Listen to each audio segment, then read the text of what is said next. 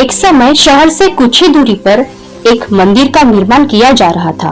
मंदिर में लकड़ी का काम बहुत था, इसलिए लकड़ी चीरने वाले बहुत से मजदूर काम पर लगे हुए थे। यहाँ वहाँ लकड़ी के लट्ठे पड़े हुए थे और लट्ठे पर शहतीर चीरने का काम चल रहा था।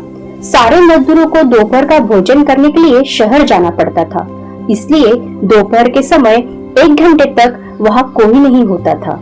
एक दिन खाने का समय हुआ तो सारे मजदूर काम छोड़कर चले गए। एक लट्ठा आधा चिरा रह गया था।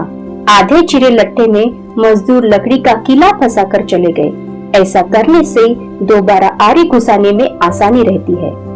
तभी वहाँ बंदरों का एक दल उछलता कूदता आया। उनमें एक शरारती बंदर भी था, जो बिना मतलब चीजों से छेड़छाड़ करता रहता था। पंगे लेना उसकी आदत थी।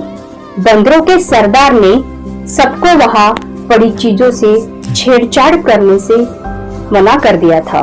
सारे बंदर पेड़ों की ओर चल दिए, पर वह शैतान बंदर सबकी नजर बचाकर पीछे रह गया और लगा अड़ंगेबाजी करने। उसकी नजर अधचिरे लट्ठे पर पड़ी। बस उसी पर पील पड़ा और बीच में अड़ाए गए किले को देखने लगा। फिर उसने पास पड़ी आरी को देखा। उसे उठाकर लकड़ी पर रगड़ने लगा। उससे किर किर की आवाज निकलने लगी तो उसने गुस्से से आरी पटक दी। उन बंदरों की भाषा में किरकिर का अर्थ निखट्टू था।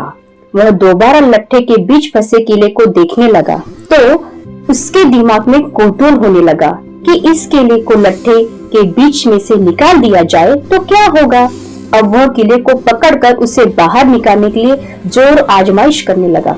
लट्ठे के बीच फंसा गया किला तो 2 पाटों के बीच बहुत मजबूती से जकड़ा गया होता था, क्योंकि लट्ठे के 2 पाट बहुत मजबूत स्प्रिंग वाले क्लिप की तरह उसे दबाए रहते थे। बंदर खूब जोर लगाकर उसे हिलाने की कोशिश करने लगा। किला जोर लगाने पर हिलने व खिसकने लगा तो बंदर अपनी शक्ति पर बहुत खुश हो गया। वह जोर से खो खो करता किला सरकाने लगा। इस धीगामुष्टि के बीच बंदर की पूंछ 2 पाटों के बीच आ गई थी, जिसका तो उसे पता ही नहीं था।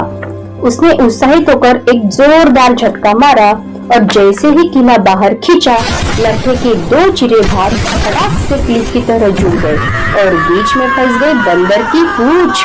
बंदर चिल्ला उठा। तभी मजदूर वहां लौटे और उन्हें देखते ही बंदर ने भागने के लिए जोर लगाया तो उसकी पूंछ टूट गई। वह चीखता हुआ टूटी पूंछ लेकर भागा। इसलिए कहते हैं ना, बिना सोचे समझे किसी काम में हाथ नहीं लगाना चाहिए। समझे मेरे प्यारे दोस्तों?